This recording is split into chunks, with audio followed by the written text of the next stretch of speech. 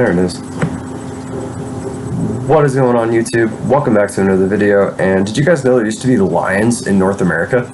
Not like the African lions, like the big manes and stuff, but there were actually lions that made it over here. And yeah, I thought that was kind of an interesting thing, especially seeing as there's enough captive lions here to where if they ever escaped, they would just theoretically start their own colonies anyway.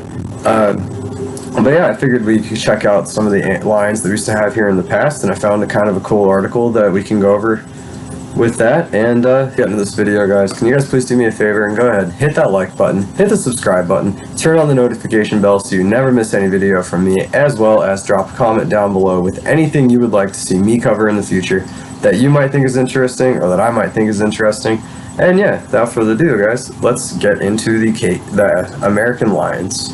This article is from prehistoricflorida.org. If you guys want, please go over there and show this article some love. If not, just stick around and we'll go through this together.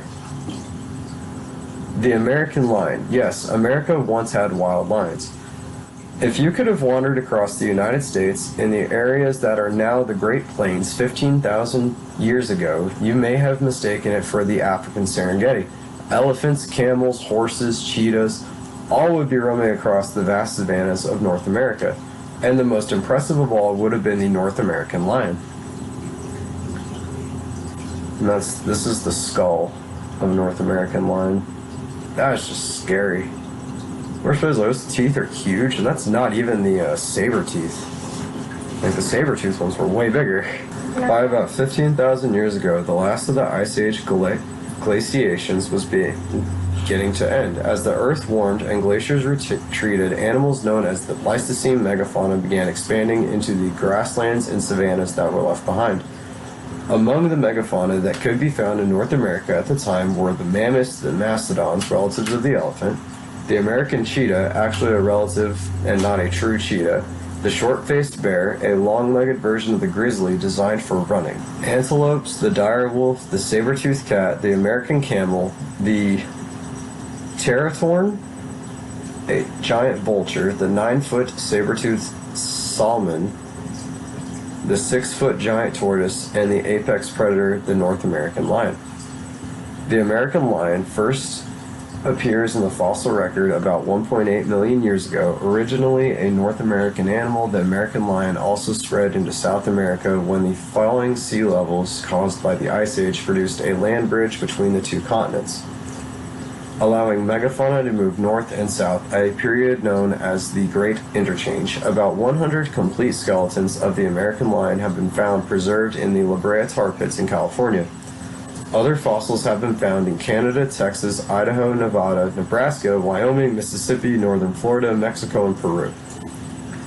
These skeletons show that it was about 30% larger than today's African lion, measuring about 10 feet long, 4 feet high at the shoulder, and weighing about 750 pounds. The males were larger than the females, the legs were slightly longer relative to the body size, and the brain was slightly larger. So cats were bigger, faster, stronger, and smarter. That is a scary thought, and that's what our ancestors had to contend with when they came to America.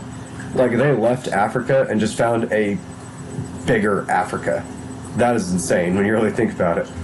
During this time, other lion species in the genus Panthera were found in Africa, where they first appeared about 3.5 million years ago.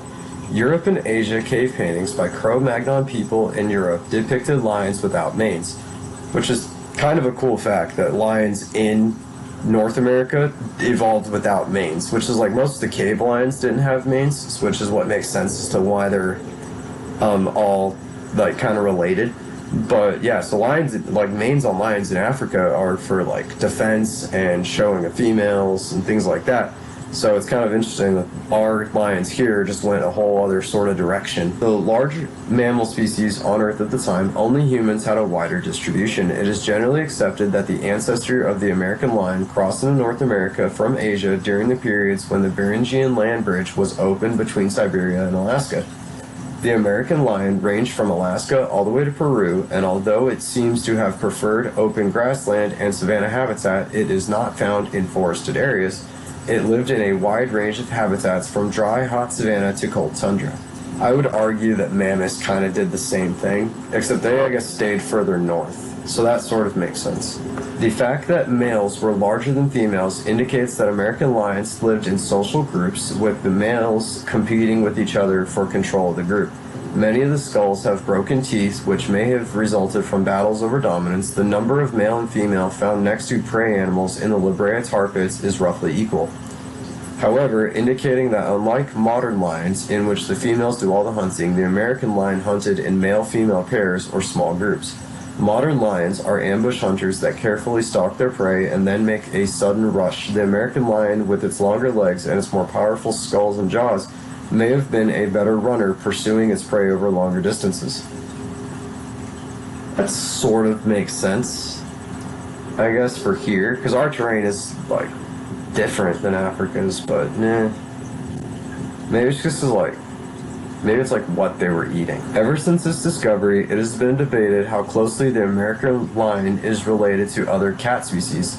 Joseph Leidy, the Philadelphia paleontologist who first described the species in 1852 from a jawbone found in Mississippi, considered it to be a distinct species of lion and named it Felis atrox, later placed in the genus Panthera. Over time, other authorities argued that the American lion was a subspecies of the African lion and named it Panthera leo atrox. In 2010, another study by Danish and American scientists concluded that the American lion was its own distinct species. The skull had more traits in common with the jaguar than with lions, and concluded that Panthera atrox should be called the giant jaguar instead. That's kind of funny. That one almost makes more sense, though, seeing as jaguars are the only species of Panthera we have in the United States, or in the Western world. So maybe there's more to that than you would think. Maybe it was an offshoot of a jaguar that just got to the size of a lion. By 11,000 years ago, the American lion and the rest of the large animals in North America were extinct, an event known as the Pleistocene megafauna extinction event. There has been much debate about the cause of the extinction wave. One school of thought blames the changing climate conditions which ended the ice ages. Another group of scientists has postulated that a meteor impact in North America wiped out the megafauna. Perhaps the most common explanation is the entry of humans from Siberia into North America about 13,000 years ago, who hunted the megafauna to extinction. American lion bones have been found in Paleo-Indian trash middens, indicating that the early North Americans were capable of hunting and killing them. Or they just found dead ones and worshipped them. That is another very real possibility. It may be significant that the large North American animals who survived the megafauna extinction, bison, moose, caribou, musk oxen, bighorn sheep, all had Asian ancestors who were already adapted to live in the presence of humans, hunters. One exception was the pronghorn, which had evolved speed to escape American cheetahs, which may have protected them from Paleo-Indian hunters.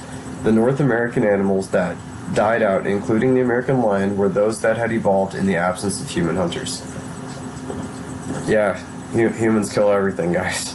I'm just saying, like, it's a fact of life. We are not the greatest when it comes to an environment. Like, you can almost track human integration into an environment, and you can put right alongside that just a list of things that are about to go extinct.